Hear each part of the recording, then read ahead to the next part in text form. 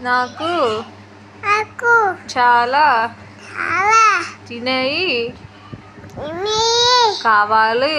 కాపలి నాకు తీసుకొనిరా. అక్కడ తీసుకెళ్ళా తొందరగా రా.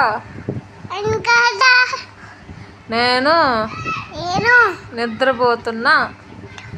తిన్నా ఉపాంటి పట్టి ఏం చేస్తాను? ఎదుగు చదువుకో. నాలుగో చదువుకో. కోక తిన్నవా? ఎన్నబ్బా అమ్మమ్మ అమ్మమ్మ ఏం చేస్తావు? ఎన్నదువు రారాదు. అలాగే చూసిపోదు. దిగిపోతున్నా